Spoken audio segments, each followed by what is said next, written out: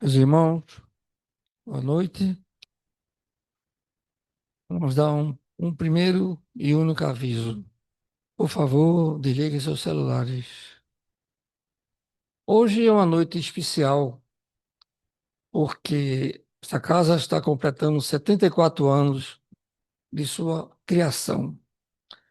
Eu diria que isso foi a chama divina que chegou e trouxe aqueles que iniciaram esses trabalhos, construíram esse caminho e hoje estamos aqui, nesses longos 74 anos que eu não participei do começo, mas temos aqui nosso irmão Fernando Veloso, que dos 74 ele tem 72 de casa. Praticamente ele nasceu aqui, né? Então, é uma noite muito jubilosa para nós, porque a Casa Espírita, conforme nosso irmão vai explanar, tem a sua finalidade, tem a sua missão diante da sociedade, diante de Deus. Então, nosso irmão Bruno Tavares, da Casa dos Humildes, nos honra com a sua presença mais uma vez para trazer o tema A Missão da Casa Espírita. A Casa Espírita tem uma missão e os trabalhadores também têm. Então vamos passar para o nosso irmão Bruno Tavares, aliás, para o nosso irmão Adolfo, para que ele faça a prece inicial. Boa noite a todos. Vamos nos conectar com todos os que podem ajudar nós, a tanto aqui presentes, encarnados e desencarnados. Deus, nosso Pai, Jesus, causa primária, Jesus, nosso irmão maior, fonte de luz para todos os caminhos. Maria, símbolo de amor incondicional. Somos extremamente agradecidos por poder participar dessa casa, pelo privilégio de termos uma casa que, desde o seu início, busca divulgar, praticar, estar sempre atento às mensagens que Jesus sempre nos ilumina. Agradecemos também a possibilidade de ter os mentores da casa, nossos espíritos amigos, que estão sempre nos acompanhando e direcionando os nossos trabalhos. E agradecemos muito todos os trabalhadores que ajudaram a construir essa casa, desde seu fundador, que comemoraria também aniversário de nascimento nesse dia, e todos os trabalhadores que sempre participam, acompanham, estimulam e ajudam a construir essa casa, fazendo com que Jesus esteja sempre nos iluminando, sempre trazendo suas mensagens. Apesar de todas as nossas dificuldades, apesar de todas as nossas imperfeições, certamente esse é um lugar onde nós poderemos trabalhar tudo isso e receber o Consolador que vai nos ajudar nessa missão e que ela seja muito profícua, que ela dure mais muitos e muitos anos e que todos estejamos empenhados em trazer sempre a luz de Jesus para essa casa e para nossas vidas. Assim seja. Devolvo a palavra para nosso irmão Luiz para que dê iniciada nosso trabalho de hoje. Que assim seja. Então, meus irmãos, vamos passar a palavra ao nosso querido orador Bruno Tavares para que nos traga a sua mensagem. Muita paz.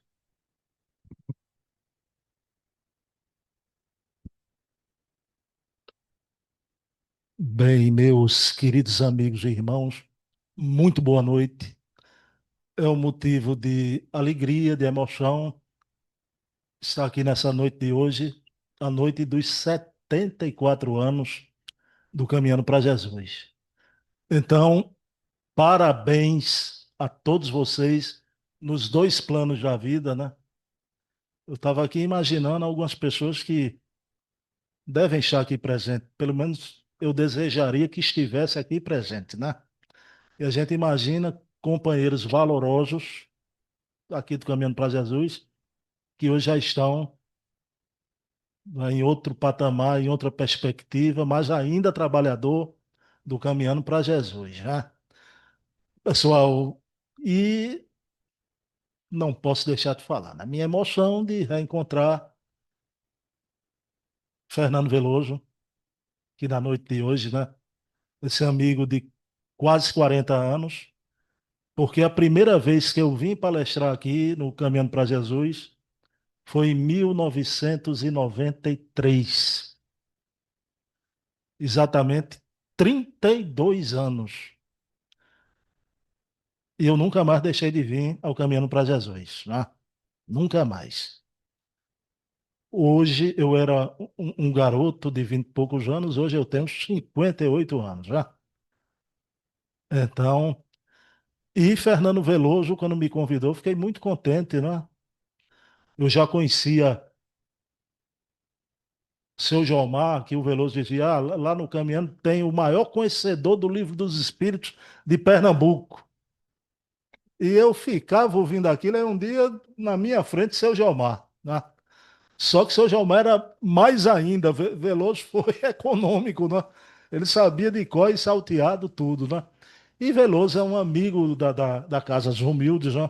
Tem algumas pessoas hoje aqui que estão sempre na Casa dos Humildes, meu amigo Damásio, né? Tal. Veloso dizia que Bete Damásio, né? Lá da Casa dos Humildes, Veloso verdadeiramente conheceu quando ela usava Maria Chiquinha, né? No cabelo, né? Então, e Veloso é testemunho ocular, me viu quando eu tinha cabelo. Veloso sabe que eu não sou feio, eu só sou careca, não é? Pessoal, então deixemos as amenidades, já. A gente vai dividir essa reunião em 4 partes, já. Claro, o tema que me foi dado na noite de hoje, missão do Centro Espírita. Você fiel a ele. Agora, ora, a gente vai para o Caminhando para Jesus, ora para os aspectos gerais da palestra. Mas claro que eu vou começar pelo Caminhando para Jesus, porque esse é o único caminho. O título não é da terra, não pode ser da terra, o título dessa instituição, né? Caminhando para Jesus, porque Ele é o único caminho, verdade e vida para Deus. Então, não nos afastemos jamais desse caminho. Mas tudo começou em 21 de junho de 1951, no alto do Pereirinha, onde Aníbal Guimarães Ribeiro e mais alguns amigos iluminados já fundaram o Caminhando para Jesus. Existe até, isso é histórico, né? Uma fotografia de Aníbal e esses amigos lá. Isso é muito importante, a gente vai, no momento, se deter sobre isso. Para o Centro Espírita, a historiografia, a gente tem que ter a memória de uma casa espírita. E o Caminhando para Jesus está de parabéns, né? Porque registrou, está numa imagética. Historiografia não só é texto, não só é artigos, já, livros, né? É também audiovisual, as fotografias. Então, a princípio funcionou numa escola em Água Fria que preparava as crianças e enviava para o seu preparo escolar, além de ter os afazeres e um centro espírita. Até que mudou de endereço de forma definitiva para a rua Doutor Machado, número 168, né? Essa casa maravilhosa, né? Esse endereço que todos nós sentimos ser a nossa segunda casa. Engraçado que eu, desde os meus 16 anos, escutava Veloso dizer na tribuna quando era anunciado lá na Casa dos Humildes. Olha, do Caminhando para Jesus, não, eu sou da Casa dos Humildes. Casa dos Humildes é a minha casa, né? Só que eu não pensei nunca, hoje é a minha vingança, viu, Veloso? Que um dia chegar que eu ia dizer, né? Isso aqui também é minha casa, né? Eu vou dizer uma coisa a vocês, eu amo tanto o Caminhando para Jesus, como eu amo tanto a Casa dos Humildes, né? Lá eu cuido mais, né? Porque é minha raiz, como eu sei que tem muita gente que cuida aqui, né? Então, Rua Doutor Machado, 168, né? Quantos de nós, ao longo dos anos, a gente se dirige aqui, esse ambiente tão aconchegante, sempre renovado, uma psicosfera preparada pela equipe espiritual. E difícil a gente conhecer um centro tão simpático, tão agradável, a gente se sente bem. Eu conheço muitos centros que a gente se sente bem. Né? Conheço também alguns que eu não me sinto bem, né? Faz parte. Mas então, tudo isso foram esses irmãos lá no início, e vocês que continuam com a mão na charrua, né? Levando o ideal de Aníbal à frente. Eu vou me referir no verdadeiro autor dessa frase, desse pensamento, mas eu quero no início dizer aqui para a gente ter a ideia, né? Quando a gente pisa ali no portão do Caminhando para Jesus, como se a gente vislumbrasse seu Aníbal, dizendo assim, né? Muito cuidado com o chão que vocês estão pisando, porque vocês estão pisando nos meus sonhos, né? Então, porque foi o sonho de Aníbal que concretizou no plano Terra um ideal sonhado e criado no plano do Espírito, o caminhando para Jesus. E como todo centro espírita que se preze, ele tem uma missão a cumprir. Missão do centro espírita. Né? Daqui a pouco eu vou falar mais em Veloso, Jomar, meu amigo Romildo Bezerra, que eu estou vendo aqui, outro querido e com a ligação tão grande com a Casa dos Humildes também. Romildo, as palestras de Romildo, sempre palestras, né? Instrutivas, palestras bem-humoradas, alegria de Romildo ao pregar a doutrina. Então, a missão da Casa Espírita. Caminhando tem essa missão. Toda a sua trajetória é a sua história. Por isso que a gente tem que preservar a memória de Aníbal, daqueles que estão no andar de cima. Daqui a pouco a gente fala, Dona Selme, está aqui Adolfo, seu Jomar e tantos outros. Hoje, ter que dizer isso é fogo, né?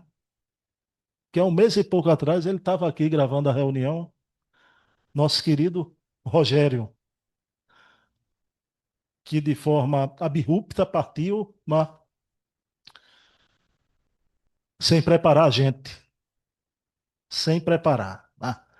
Rogério também que bebeu, se contaminou, né? Com essa energia maravilhosa do caminhando. Ele já tinha esses predicados já, mas era um gentleman, um cavalheiro, um homem muito educado, pacificador. Coisa tão importante e tão difícil nos movimentos de homens, como o Rogério era pacificador. Ah, então, toda essa trajetória, essa história, a gente tem que preservar, contar, passar adiante. Aliás, é um momento novo. O Espiritismo, graças a Deus, com o advento da pandemia, quando fecharam as portas da Casa Espírita, parece que a espiritualidade estava. Eles vivem em outra perspectiva, sabiam o que ia ocorrer, aproveitou para dar um cavalo de pau na história do Espiritismo no Brasil e no mundo, quando revelou as fontes primárias. Né? Então, tudo que a gente sabia do movimento espírita, tinha muita coisa que não era verdade, era mito. A gente viu as biografias de Kardec, coisas que para muita gente não tem importância, mas tem muita importância. Tem a história do mestre de Lyon. Kardec jamais viveu em Lyon, né? Viveu em Bourg-en-Bresse, né? Então, as meninas de Kardec não eram meninas, a gente já falou aqui. Os médios eram as fadas druidezas reencarnadas. Eram nada, era muita gente complicada que não passava um ano. Kardec, na sua equipe, os médios não passavam um ano. Todos esses documentos sendo revelados. E também aqui no Brasil, a gente, doutor Bezerra de Menezes, que a gente carinhosamente, a Casa dos Humildes é um centro que tem como protetor espiritual Bezerra de Menezes, a gente sempre chamava Bezerrinha. Eu fui ver a verdadeira biografia do Bezerra agora, né? Com as fontes primárias, um trabalho de 40 anos do historiador Luciano Clay. Eu não chamo mais Bezerrinha, é Bezerrão, porque é quase outra personalidade do que a gente conhecia. Um homem de um poder de decisão impressionante, né? E um homem que muitas vezes dizia não. A gente toma água fluidificada só agora com as fontes primárias. A gente sabe quem foi que implantou isso no movimento espírita. A água magnetizada vem desde o Egito Antigo, né? Mas essa leitura nossa da água fluidificada, nessa prática na casa espírita, foi Bezerra de Menezes, porque ele era o maior estudioso de hidroterapia, né? E na Santa Casa de Misericórdia tinha um departamento de hidroterapia. Quando ele estudando o espiritismo, conhecia também o magnetismo, então começou a adotar em centros do Rio de Janeiro. Eu não sabia disso. Estou dizendo como é importante a historiografia, não é? E Bezerra, lá no Ceará, nasceu em Riacho do Sangue, havia uma romaria na fazenda Santa Maria. As pessoas iam lá como procissão. Ele não nasceu na fazenda Santa Maria, nasceu na Fazenda das Pedras. Veja bem. Então, muita coisa, aquela coisa dos poderes discricionários de Bezerra, ele pediu. Senão a FEB falia naquela época. Ele realmente fez aquele pedido, porque muita gente até critica, né? O Bezerra de Menezes teve realmente mão de ferro na condução do movimento espírita do Brasil. Mas o que é que acontece? A Casa Espírita precisa registrar. Esse momento está sendo registrado, né? O valor que tem o audiovisual. Eu me lembro, hoje em dia, o Caminhando para Jesus até está numa fase melhor que os centros espíritas, uma gravação de excelente qualidade, mas Fernando Veloso não havia um vídeo de Fernando Veloso de décadas de dedicação ao espiritismo. O primeiro vídeo de Fernando Veloso palestrando de forma online foi lá através da Casa dos Humildes, né? Então veja bem. Primeiro, quantos e quantos por desleixo podiam, já na época do celular, eu tenho um amigo, eu tenho vários amigos já. Isso não é uma crítica, não é uma contestação, é uma constatação. São tão meus amigos e irmãos que eu vou dizer o nome, né?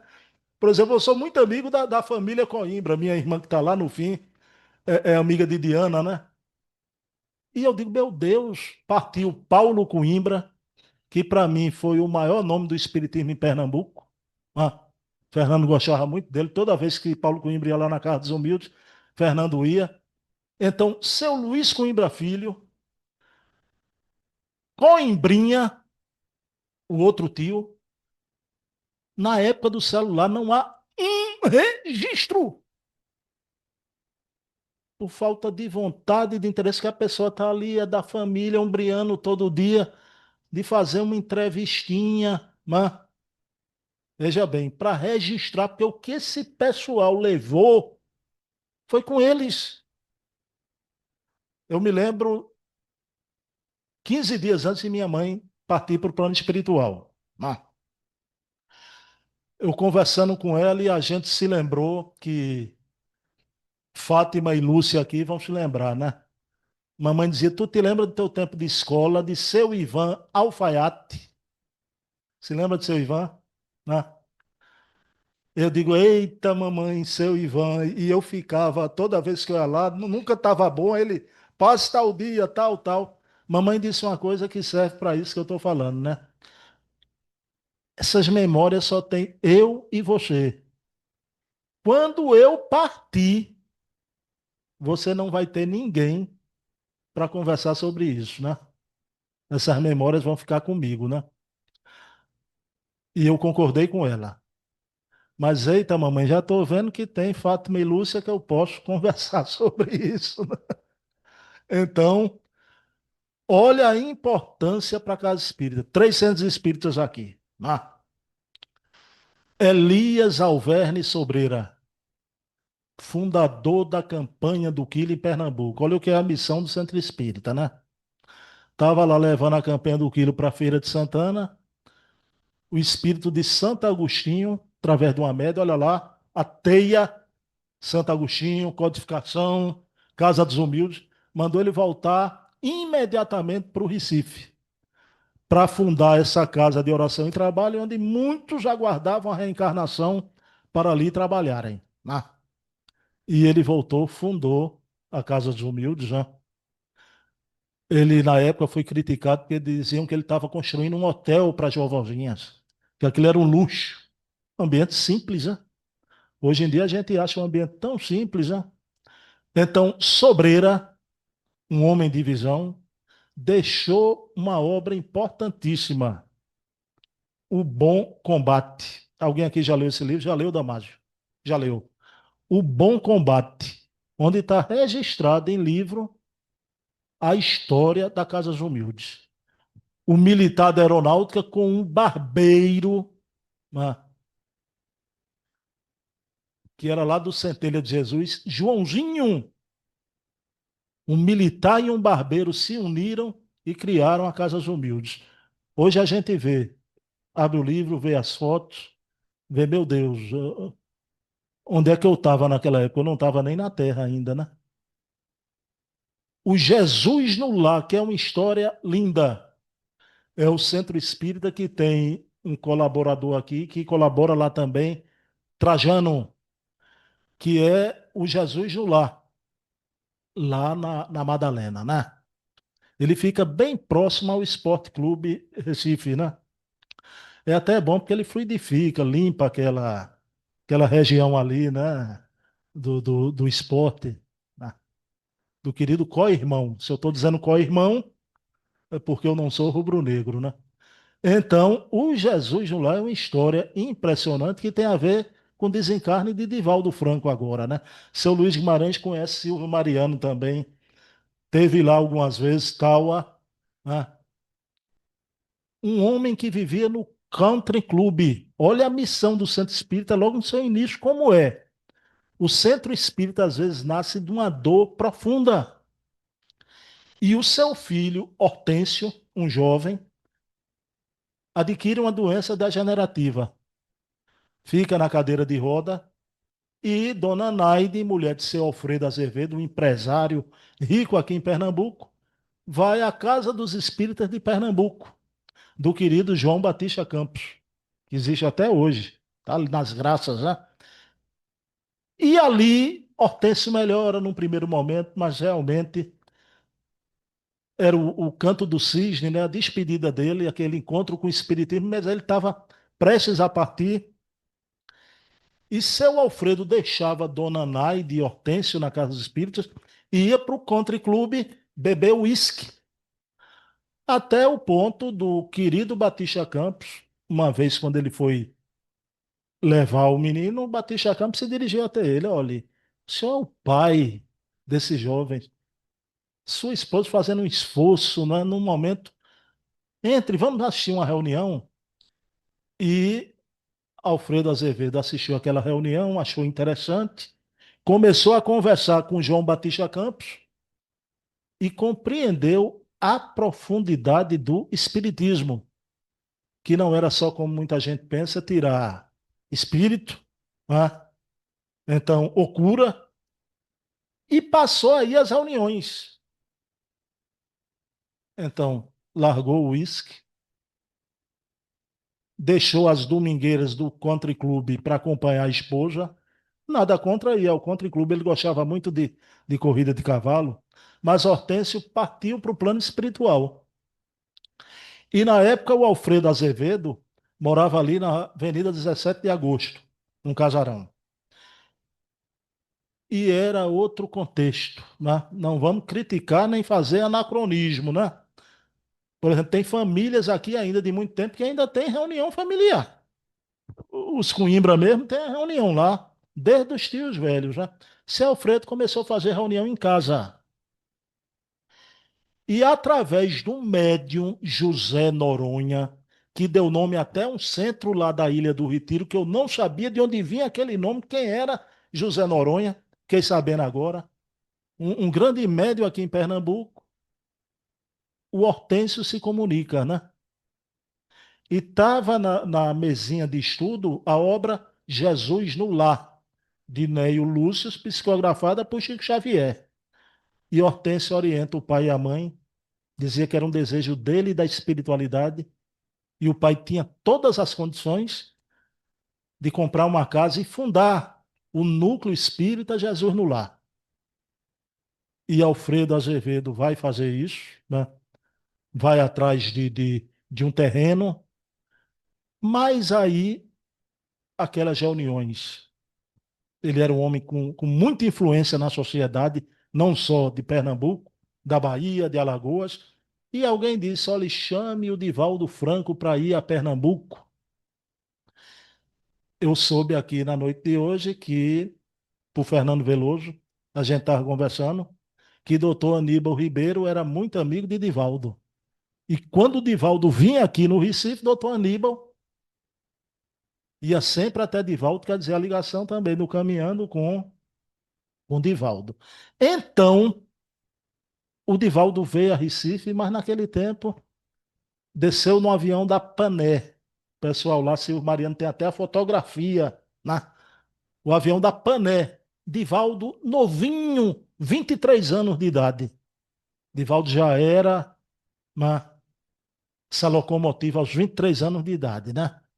E o Divaldo, participando da reunião com o senhor Alfredo, né, vai realmente sacramentar. Só quando ele desce no aeroporto, seu Alfredo sabia que era ele, mas ele imediatamente olhou para seu Alfredo, né? Aí o Alfredo pergunta, ele, Alfredo Azevedo, Divaldo, como é que você sabia que eu era eu, né? Ele não, porque lhe acompanha o Hortêncio. O Hortêncio já tinha conversado conosco mais de uma vez, né? E até a última vez que Divaldo esteve aqui, no centro de convenções para uma palestra e teve um encontro com a juventude, ele disse: quem está participando no plano espiritual é um jovem, Hortêncio Azevedo. No plano espiritual, as décadas passam, mas o espírito continuou com aquela forma tipo de juventude, né? Então, vai ser criado Jesus no lar, e ali naquela mesa grande, que é a mesma mesa tal, ó, que a gente palestra lá. Eu gravei até um programa recente com o Silvio Mariano e perguntei: Silvio, é a mesma mesa, é uma mesa de madeira de lei, né? Estava ali Divaldo Lírio Ferreira, um dos fundadores da Federação Espírita Pernambucana, que eu não só conhecia de nome. Olha a importância da historiografia, da imagética. Eu digo, meu Deus, seu Lírio Ferreira. Se eu desencarnasse isso no plano espiritual, eu não ia saber, agora eu sei, né? Então, Edivaldo jovenzinho, seu Alfredo Azevedo, então na inauguração do Núcleo Espírita Jesus no Lar. O Silvio Mariano tem palestras de Edivaldo, é um negócio de maluco, né? Ele transcrevia em letras. Ele tem páginas e páginas, né? E a preocupação que fica, eu digo, Silvio, tu tem, porque o pessoal não pensa nisso não, né? O pessoal pensa que vai. E é até chato você abordar isso, né? Com o meu amigo Silvio. Eu digo, Silvio, tu estás com 77 anos. Prepara alguém para tomar conta disso. Porque, porque ele já disse isso de público numa live, né? Ele disse que a mulher disse: eu tiro esse papel daqui, eu jogo no lixo, né? Ele teve que tirar a papelada da casa dele. Então, olha a importância da imagética. Aqui, hoje eu fiz um pedido a seu Luiz Guimarães, a Fernando. Seu Luiz escreveu um artigo onde eu coloquei essas fotografias todas, tá? Tava lá seu Aníbal Ribeiro de paletó, gravata, né? No alto do Pereirinha. A gente tem hoje, veja bem, isso é um documento. Agora, fica aqui um pedido, sei lá se tem alguém aqui que trata com literatura, né? O pessoal do Jesus no Lar fez isso, com a historiadora Lúcia Loureiro. Silvio pegou esses dados todos, deu para ela, ela fez um folhetozinho. Aquele seu artigo, aqueles dados todos, né? Se pudesse fazer um folhetozinho para perpetuar, um livretozinho, não era caro, a história Mas são os 3 centros espíritas que eu conheço que têm esse cuidado com a historiografia. Tem uns elementos, porque tem centro espírita que você vai e que não sabe de onde vem, para onde vai, quem foram os fundadores, mas e a gente precisa conhecer o passado para agir bem no presente, para construir um futuro melhor, né? A memória é muito importante. É muito importante, né? Por isso que hoje é um resgate maravilhoso até da obra de Kardec e vamos para o terceiro momento aqui, vamos para a terceira parte. Missão do Centro Espírita, de evangelizar as criaturas, dá-las o conhecimento das verdades espirituais, a saber, existência de Deus, imortalidade da alma, pluralidade das existências, pluralidade dos mundos habitados, comunicabilidade dos espíritos com os homens. Para exercer essa missão, tem que ter cuidado, né? Cuidado com a prática, cuidado com o livro, cuidado com a tribuna. Querido Herculano Pires, na obra O Centro Espírita.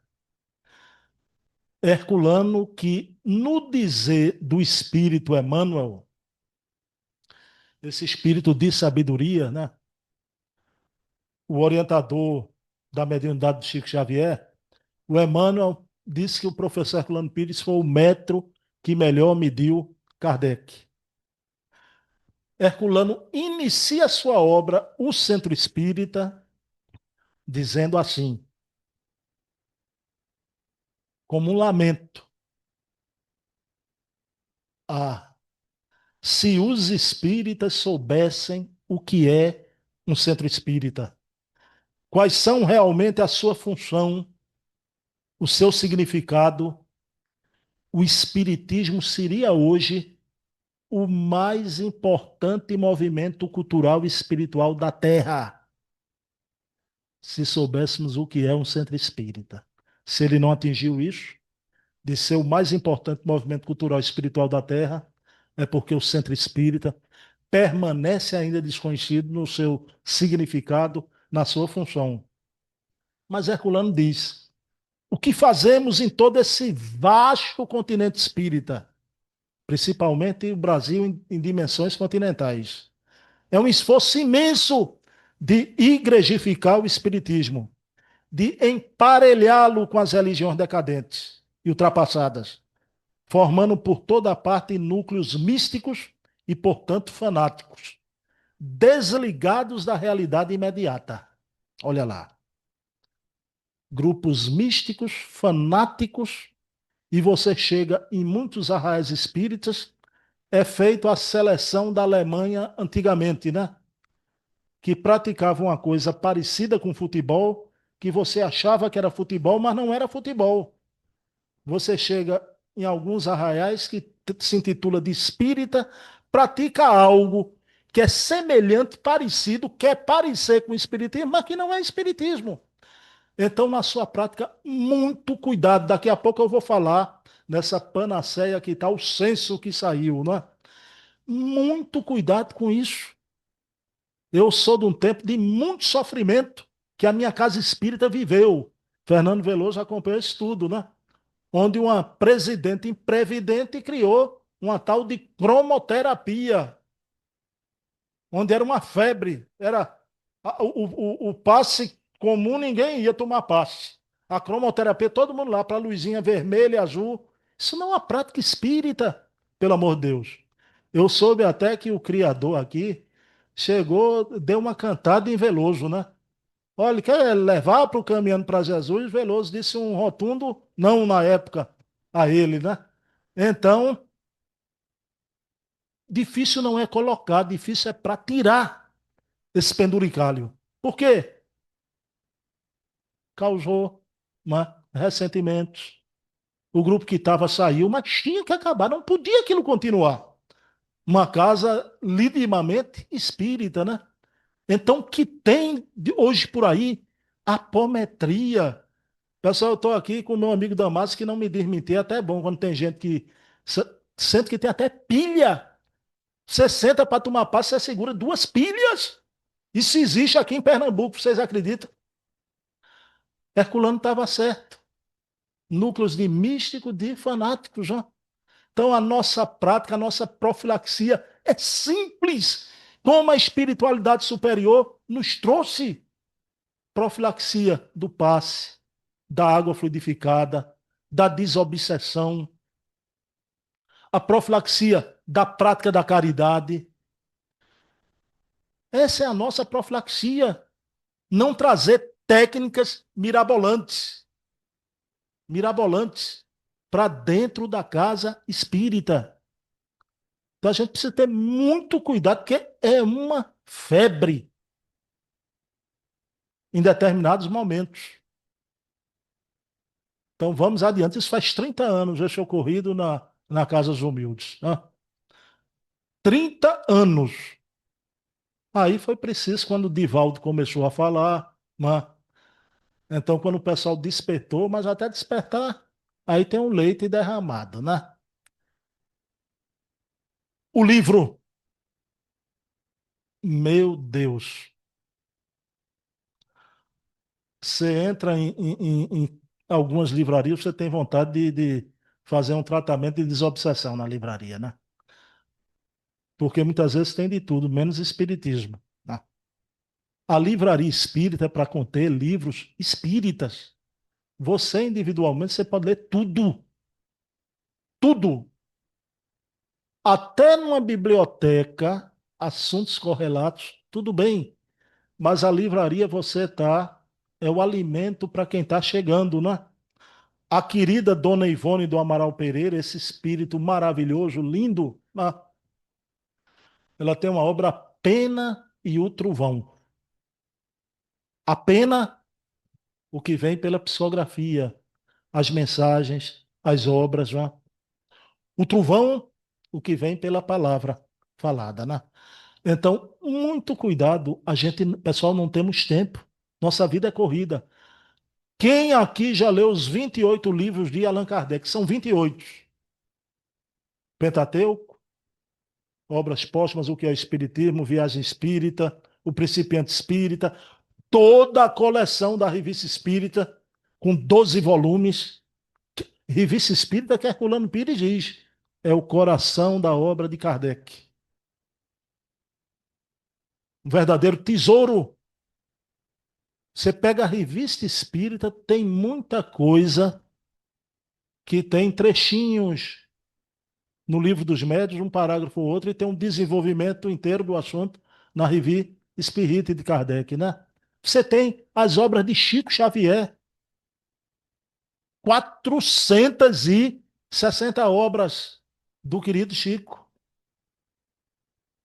Você vai para Divaldo, 300 e tantas. Divaldo não escreveu mais, não psicografou mais, porque não era um escriba, era um tribuno. De Dona Ivone do Amaral Pereira. Você vai para os clássicos do Espiritismo. Flammarion, Bolzano, Denis, Delane. Aqui no Brasil, Herculano Pires, Hermínio Corrêa de Miranda. Então, para que ler obras que trazem um conteúdo enganoso, antidoutrinário? E às vezes mentiroso, que está ali não corresponde com a doutrina e às vezes não é o espírito que se diz comunicar, né? Você encontra essas obras aí, o pessoal compra a granel, né? Espírito Cazuza faz parte do meu show, tá aí um livro, né? Getúlio Vargas nas duas vidas, um roqueiro no além. Quando a gente tem substâncias. Ah, mas o jovem, tá aí a literatura infanto-juvenil, Richard Simonetti. Ah, mas as criancinhas, meu Deus do céu. Vocês sabem quem é espírita? Maurício de Souza, o autor da Turma da Mônica, que tem uma série de livros da Turma da Mônica com princípios espíritas. Cascão, Mônica, Magali, tudo falando sobre reencarnação, mediunidade. Olha aí. Então a gente tem que ter cuidado e a casa espírita tem que ter cuidado com a mensagem que é passado para o grande público, não é? E o trovão, a tribuna, mais ainda. Principalmente desse momento que vivemos, o momento que a verdade deixou de ser verdade. Verdade é narrativa de um lado ou do outro, mas não é só no campo político, é em tudo nessa vida. Então, a nossa bandeira aqui não é bandeira nem para cá, nem para lá, é espiritismo.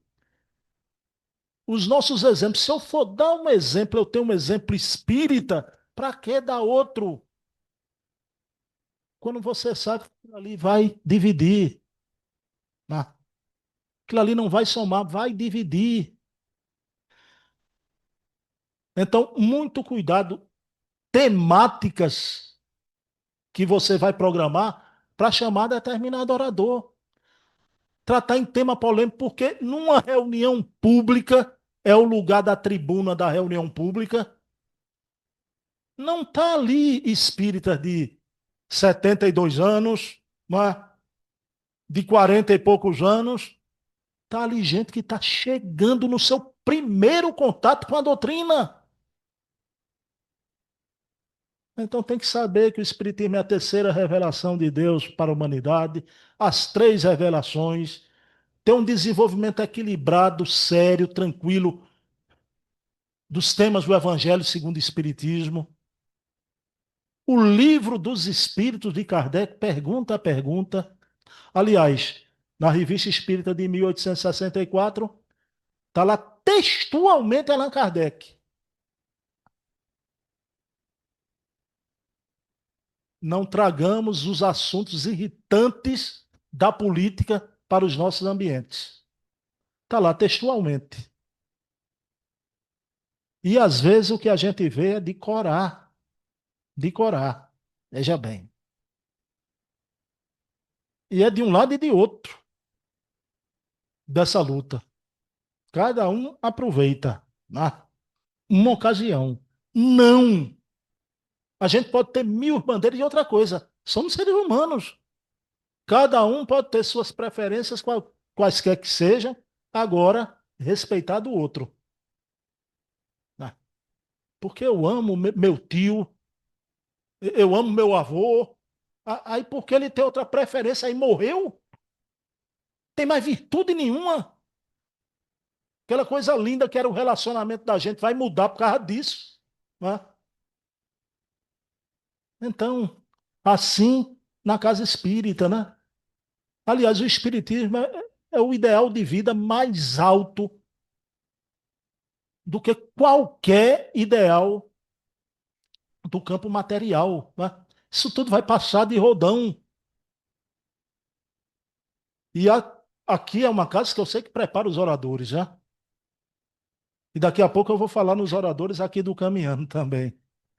Mas vamos, aí sai o senso, essa preocupação toda que a gente tem com as práticas, com as obras, com a palavra, sai o censo. E todo mundo em polvorosa. Meu Deus do céu, o censo disse que O movimento espírita diminuiu. 0, tanto era 1%, tanto, diminuiu tanto. A outra religião cresceu. Meus queridos irmãos, me diga quando nós tivemos mais de, não é nem 2 dígitos.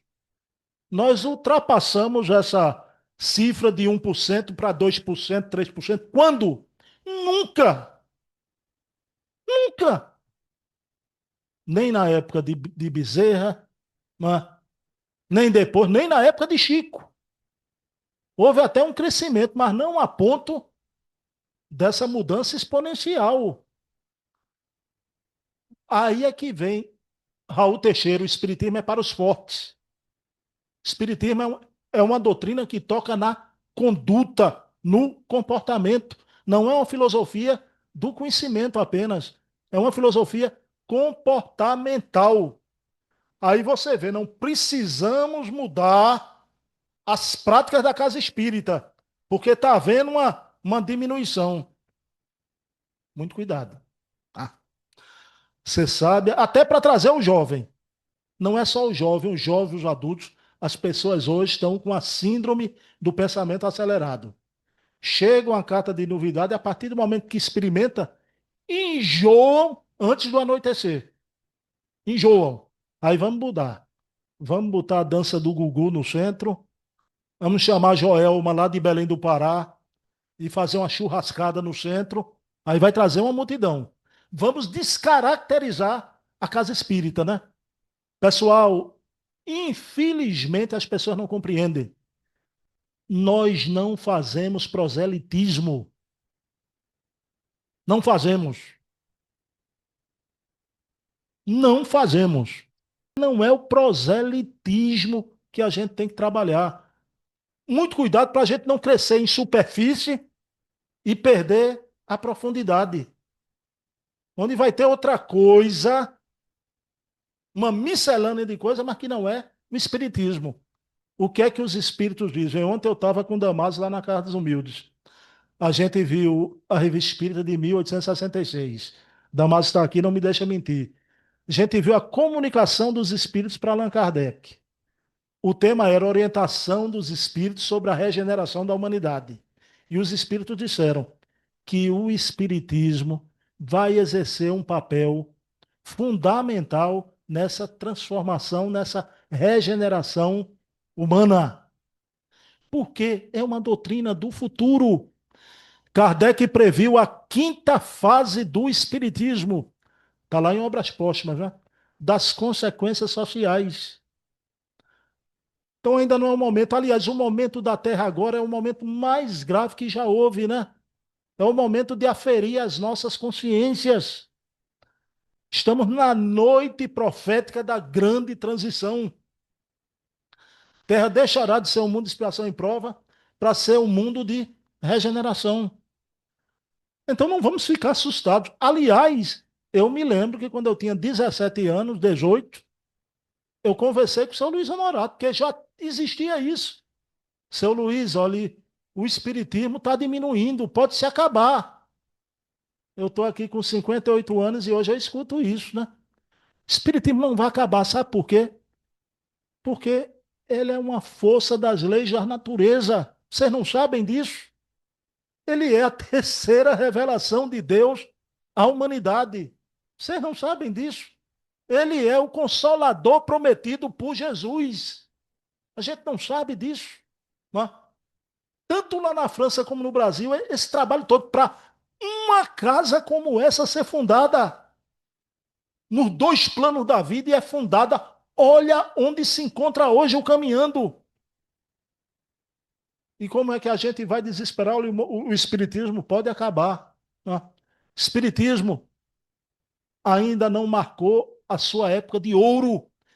E a gratidão que a gente deve ter e a missão da Casa Espírita, nós nem na época de ouro ainda estamos, onde o espiritismo desempenhará esse papel na regeneração humana. E nós somos espíritas. Quer dizer, isso é um motivo de gáudio, de alegria, de honra. e de responsabilidade, claro. Mas a alegria de ser espírita, quando muitos não tiveram, não terão, nesse momento, essa oportunidade só daqui a muito tempo, né? Há muito tempo. Então, o espiritismo irá prevalecer. Até uma mensagem final muito bonita, né? Que o espiritismo abraçará, né? Toda a herança das religiões e das filosofias da Terra na mensagem, né? Com a ideia da reencarnação, da imortalidade. E você vai olhar o centro espírita, a gente manter como esse aqui, na pureza primitiva do cristianismo é de vivo. Aí vem o Caminhando para Jesus, quarta parte da reunião. Esse trabalho maravilhoso que hoje foi no início, porque vai ter uma prece ali para o aniversário, né? Então, uma prece, etc, etc, etc, né? Então, vejam bem, as mãos de luz. O dia mais feliz da minha vida, que não substitui até hoje, que eu me lembro, que eu tremia dos pés ao fio de cabelo que existia na época, né? Então, foi o meu primeiro passe. Pessoal, eu me lembro até a pessoa que eu dei meu primeiro passe. Eu me lembro, né? Então, que emoção. Você vem para a Casa Espírita, as mãos de luz, né? Todo esse trabalho, o Caminhando tem, a profilaxia. Aí você vem a mediunidade, os médios aqui de forma simples, naquele culto pneumático lá das escolas do passado, que no cristianismo aconteceu. Na época de Kardec, a gente continua com essa prática, porque não há um espiritismo sem espíritos. É isso que a gente tem que tocar, não é? Então não é personalismo de nenhum homem. O espiritismo é a doutrina dos espíritos. E a mediunidade é santamente praticada, né? A tribuna aqui do Caminhando. Ah, essa tribuna séria, essa tribuna que eu tive a honra de conhecer. Jomar, Fernando Veloso, meu querido Romildo e tantos outros que aquele militar Alexandre Lobo, ah, e outros tantos aqui. Hoje continua o pessoal aqui, né? Minha querida mãe de Felipe Francis, Ana Paula Pimentel, que viajou, está retornando à Casa dos Humildes, graças a Deus, agora, não é? Seu Luiz Guimarães, tantos e tantos que usam a palavra de forma séria, responsáveis. Outros que não estão aqui, eu tenho que falar. Me lembrem aí, Paulinho Cartagenes, que há tanto tempo, né, vi até a palestra dele, última que ele fez aqui. Então, quanto tempo com seriedade, né? Agora, é família. E você precisa, aí vem Dona Ivone do Amaral Pereira, nessa obra maravilhosa. O zelo da tua casa. É família. Família tem um quê? Vou tomar como parâmetro para a minha casa dos humildes, né? Família às vezes tem arenga. Tem um que não concorda com o outro. Isso é normal, isso é vital. Isso é vida. Quando tiver um só pensando, todo mundo igual concordando, isso é ditadura. Ah, é ditadura. Então isso é vida, né? Então família, todos podem ter uma discordância e outra, agora zelar pela casa, defender a sua casa, né? Essa casa que você ama. Eu me lembro que quando eu jogava bola, eu tinha dois primos meus, né? E que era isso, e quando a gente estava jogando, eu apelava muito. Eu dava um carrinho, aí vinham para cima de mim, meus primos entravam para me defender. Né?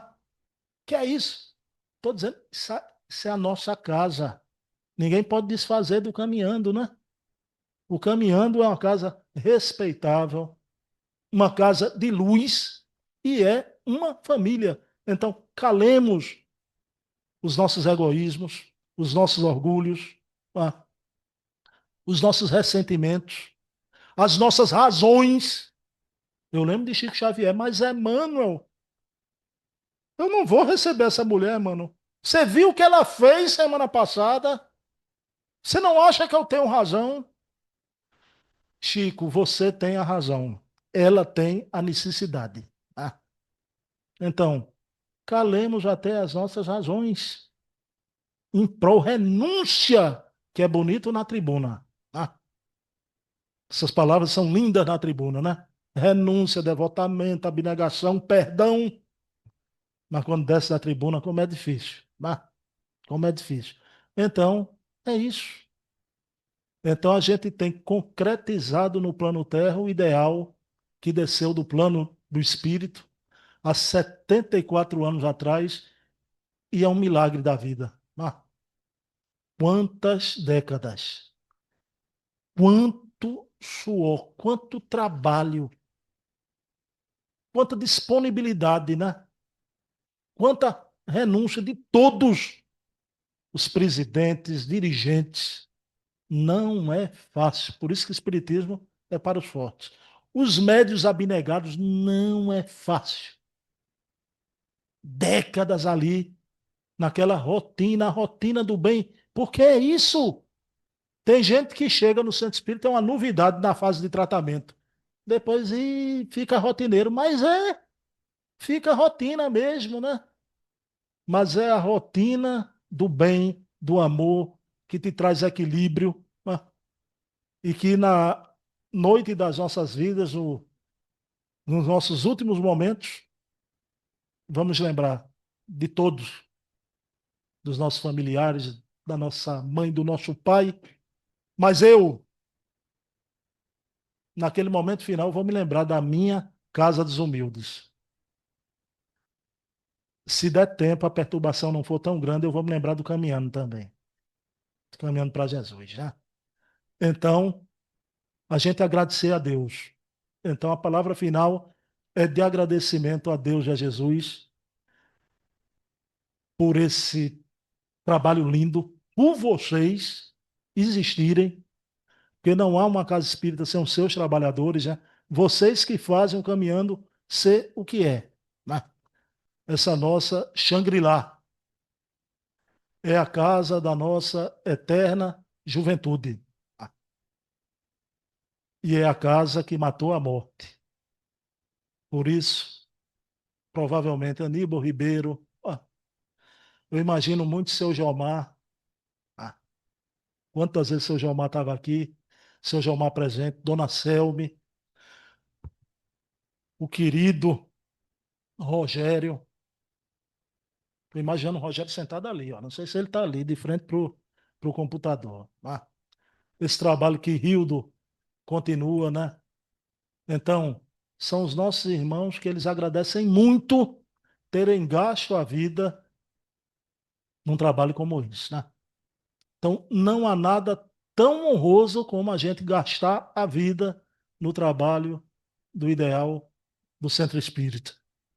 Essa casa que tem a missão mais linda do mundo, que é regenerar almas. E esse é o papel do Espiritismo, como disse o Espírito ontem na Revista Espírita, né? O papel do Espiritismo é a regeneração da humanidade, né? Então, sermos hoje melhor do que ontem fomos e amanhã muito melhor que hoje. Eu acredito, é possível.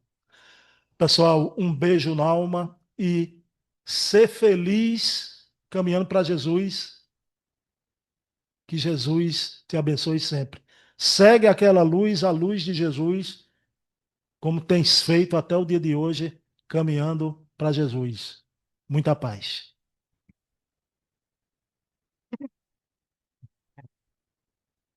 Obrigado por essa gratidão, tantas informações, tantas memórias para aqueles que não conviveram naquelas épocas passadas. Isso para a gente é importante, esse registro.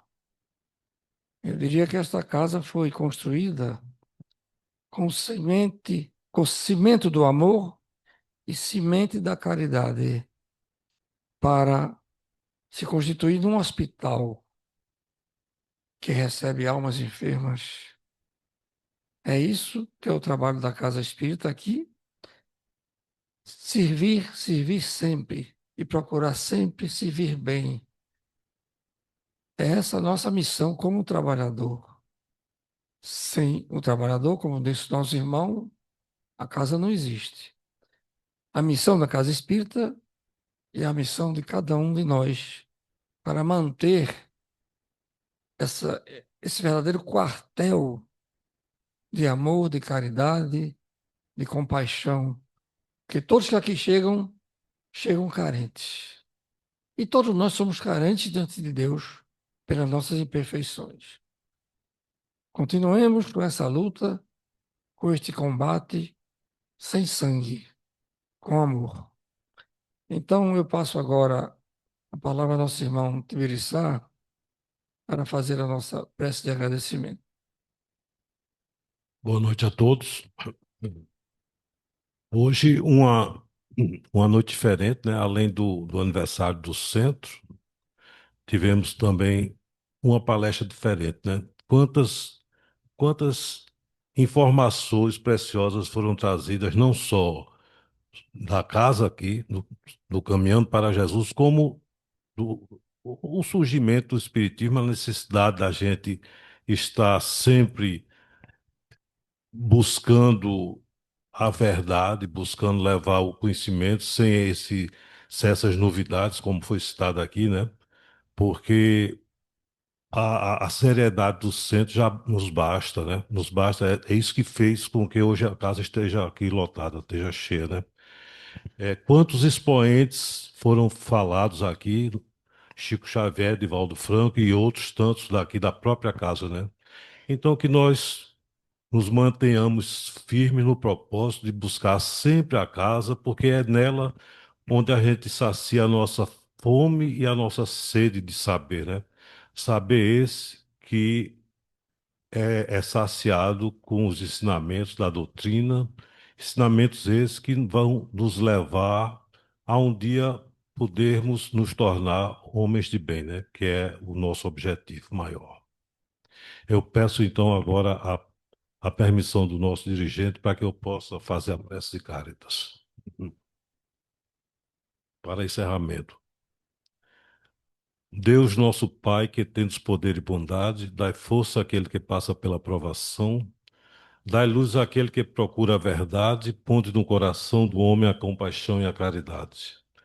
Deus, dai ao viajor a estrela guia, ao aflito a consolação, ao doente o repouso. Pai, dai ao espírito a verdade, à criança o guia, ao órfão o pai. Senhor, que a vossa bondade se estenda sobre tudo que criastes. Piedade, meu Deus, para aquele que vos não conhece, esperança para aquele que sofre. Que a vossa bondade permita aos Espíritos Consoladores derramarem por toda a parte a paz, a esperança e a fé. Deus, um raio de luz, uma centelha de vosso amor pode iluminar a terra. Deixai-nos beber nas fontes dessa bondade fecunda e infinita, e todas as lágrimas secarão, todas as dores acalmar-se-ão. Um só coração, um só pensamento subirão até vós como um grito de reconhecimento e amor. Como Moisés sobre a montanha, nós os esperamos com os braços abertos, ó poder, ó bondade, ó perfeição. E queremos de algum modo alcançar a vossa misericórdia. Deus, dai-nos a força de ajudar o progresso a fim de subirmos até vós. Dai-nos a caridade pura, dai-nos a fé e a razão. Dai-nos a simplicidade que fará das nossas almas o espelho onde se deve refletir a vossa imagem. Que assim seja. Que assim seja. Então, meus irmãos, parabéns para o Caminhando para Jesus, parabéns para nós trabalhadores, parabéns para aqueles que aqui chegam buscando o caminho de Jesus. Paz e luz para todos.